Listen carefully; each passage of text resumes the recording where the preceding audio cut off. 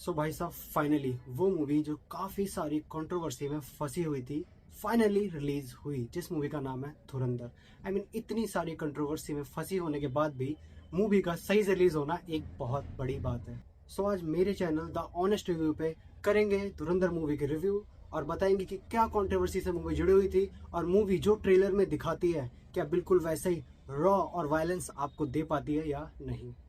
सबसे पहले बात करेंगे मूवी की स्टोरी की, जो कि ऐसा बताया जा रहा था कि सच्ची कहानी पर आधारित है, बट सच्ची कहानी पर आधारित ना होके ये कई सारे सच्चे इवेंट्स पर आधारित है। यानी कि मूवी को अगर आप देख रहे हो तो ना वो तो पूरी तरीके से सच है और ना पूरी तरीके से झूठ है। यानी कि कई सारे इवेंट्स जो कि उस टाइम के दौरान घटे, उन सारे इवेंट्स को उठा के एक मूवी आदित्य धर ने आपको पेश की गई है। तो ये मूवी किसी एक व्यक्ति के ऊपर नहीं है। कहानी शुरू होती है एक इंसिडेंट से, जो इंसिडेंट शायद हम सबको पता है। सन 2000 में इंडिया का एक जहाज को हाईजैक कर लिया जाता है, जिसमें काफी सारे पैसेंजर होते हैं और आतंकवादी उन पैसेंजर को छोड़ने के लिए बोलते हैं कि हमारे 37 आतंकवादियों को आपको रिहा करना पड़ेगा।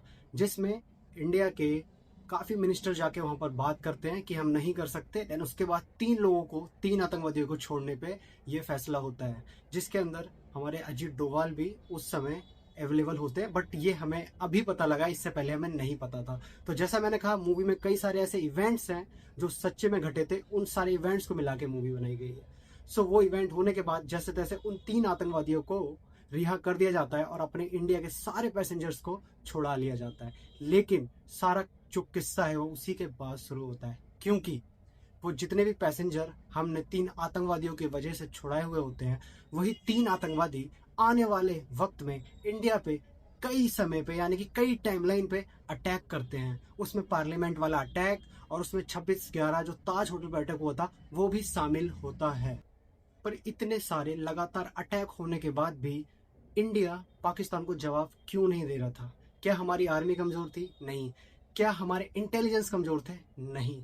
हमारे देश की जो सरकार थी उस समय बहुत ज्यादा कमजोर थी और वो कोई भी एक्शन लेने से पहले अमेरिका या फिर नाटो, बाकी ऐसे कई देश थे जिनसे हमें बात करनी होती थी कोई एक्शन लेने से पहले। सीधे लफ्जों में कहूँ तो हमें गिड़गिड़ाना पड़ता था। और हमारे कई बड़े मिनिस्टर जो कि गवर्नमेंट के अंदर ही थे, जो उस चीज के अंदर मिले हुए थे। तो हमारी रॉ इंटेलिजेंस में जो भी उस समय टॉप पोस्ट पे थे, वो कई ऐसे जो डिसीजन थे वो लेना चाहते थे बट नहीं ले पाए, क्योंकि या तो उनका तबादला हो जाता या फिर कुछ ऐसा हो जाता जिससे वो काम नहीं कर पाते। अब ऐसे इंसिडेंट लगातार बहुत ज्यादा हो रहे थे, तो रॉ इंटेलिजेंस ने सोचा क्यों ना हम कोई एक ऐसा ऑपरेशन करें जो कि बहुत लॉन्ग टर्म चले और हम पाकिस्तान के अंदर घुस के उनकी हर एक चीज को नजर रख सके कि उनका आगे का प्लान क्या है और वो हिंदुस्तान के बारे में क्या सोच रहे हैं। उसी को ऑपरेशन धुरंधर बोला गया। कैसे एक इंडियन एजेंट पाकिस्तान के अंदर घुसता है, उन्हीं के बीच रहता है, उन्हीं के जैसा खाना खाता है, उन्हीं के जैसे कपड़े पहनता है, उन्हीं के जैसी बोली बोलता है, वो भी कई सालों तक, वो भी एक अपने मिशन पे, जिसमें उसको रहमान डकैत की टीम में शामिल होना है, क्योंकि उसको सच्ची में रहमान डकैत को मारने का ही मिशन मिला हुआ था। बट मिशन सिर्फ वो नहीं था, उसके आगे भी ऐसे कई मिशन हैं जो उसे पूरे करने होते हैं।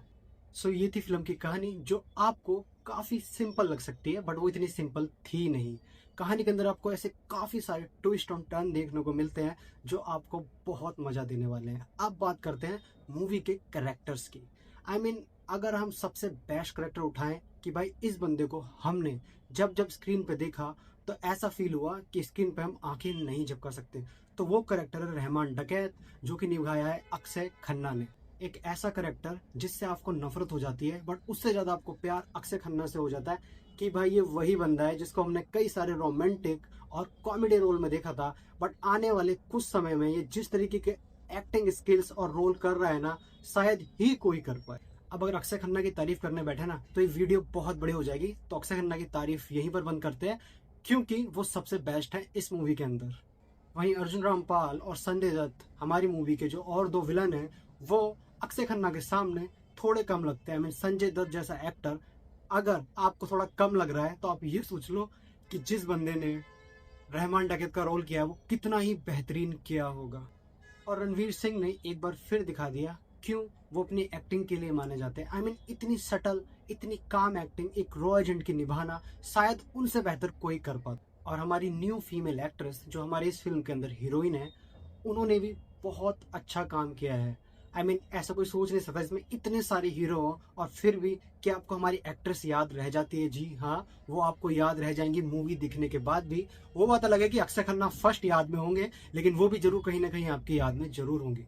इसी के साथ एक कंट्रोवर्सी और चल रही है कि रणवीर सिंह और रणबीर कपूर में से कौन बेहतर एक्टर है। भाई देखो, मेरी बात मानो कि आपने रणबीर कपूर को एनिमल में देखा और आपने मान लिया कि रणबीर कपूर से बेहतर कोई एक्टिंग नहीं कर सकता, तो ये गलत है। एनिमल एक अलग मूवी थी, उनके अलग एक्टिंग स्किल्स पे उन्हें काम करना था, और जो धुरंधर वो मूवी है वो एक अलग मूवी है। इसमें एक रॉ एजेंट को निभाना, शांत रहना होता है, और फिर जब आपकी लड़ाई करने का एक्शन करना हो तो आपको वायलेंस भी बनना होता है कि रॉ एजेंट कितने वायलेंट हो जाते हैं लड़ाई करते समय। तो वो जो कैरेक्टर है ना, वो रणबीर कपूर ने एकदम बखूबी निभाया है, जिसे देख के आपको याद रहेगा कि भाई रणवीर और रणबीर कपूर दोनों को अगर एक्टिंग के मामले में अगर हम किसी तराजू में तोलते हैं तो दोनों बराबर ही बैठेंगे। 3.5 घंटे की मूवी और आपको 5 मिनट भी बोर नहीं करती, तो आप खुद समझ जाइए कि मूवी में सच में दम है। मूवी 3.5 घंटे वक्त की है, उसके बाद भी मूवी अपनी पेस पे चलती है और आपको लगातार इंटरटेन करती है। धीरे धीरे कैरेक्टर आते रहते हैं जिससे आपको और मजा आता है। कहानी चल रही होती है, इंडिया की कहानी चल रही होती है, जिससे देख के आप लिटरली 3.5 घंटों को एंजॉय करते हैं। पहले दिन 27 करोड़ का बिजनेस किया है, और मैं लिख के देता हूँ ये मूवी वर्ड ऑफ माउथ पे चलेगी, और आने वाले टाइम में मूवी का कलेक्शन 30, 40, 50 करोड़ एक दिन का जाएगा। क्योंकि मैं ये मूवी देख के बता सकता हूँ कि ये मूवी सच में ही वर्थ वॉचिंग है। और मुझे नहीं लगता जैसा आदित्य धर इंडियन आर्मी को या इंडियन एजेंट्स को दिखाते हैं, ऐसा आज तक कोई दूसरा डायरेक्टर दिखा सकता है। ये हमने उरी में देखा था, और ये हमने धुरंधर में भी देख लिया। जो पाकिस्तान की रॉ रियलिटी जो आदित्य धर ने दिखाई है ना, मैं शायद ही किसी और डायरेक्टर से ये एक्सपेक्ट कर सकता था जो आदित्य धर ने किया है। और उरी मूवी के बाद वो वैसे ही मेरे फेवरेट डायरेक्टर हैं, जो बॉलीवुड में लिटरली ऐसा काम करके देते हैं जिसे देखने के बाद लोगों को दिल से कह सकते हैं कि भाई हमने सिनेमा देखा। और एक वो कंट्रोवर्सी जो इस मूवी के साथ सबसे ज्यादा तरीके से जुड़ी हुई है कि ये मूवी मोहित शर्मा के ऊपर बनी हुई है। तो मैं आपको एक बार क्लियर कर देता हूँ, मोहित शर्मा कभी भी लियारी टाउन नहीं गए थे। आप चाहो तो उनकी बायोग्राफी पढ़ सकते हैं, यूट्यूब पे जाके उनके वीडियोस देख सकते हैं। कोई भी ये नहीं बताएगा कि मोहित शर्मा लियारी टाउन गए थे। सिर्फ इंडिया का एक एजेंट पाकिस्तान में नहीं होता, बहुत सारे एजेंट्स हैं जो पाकिस्तान में काम कर रहे होते हैं। तो ये कई सारे इवेंट्स को चूज कर करके बनाई गई है, और मूवी में कई सारी चीजें सच्ची हैं, कई सारी चीजें झूठी हैं, जिनको आपको एक तरीके से काल्पनिक तौर पे इंटरटेनमेंट के लिए दिखाया जाता है। तो बहुत सारी सच्चाई के साथ थोड़ा बहुत झूठ हर जगह होता है।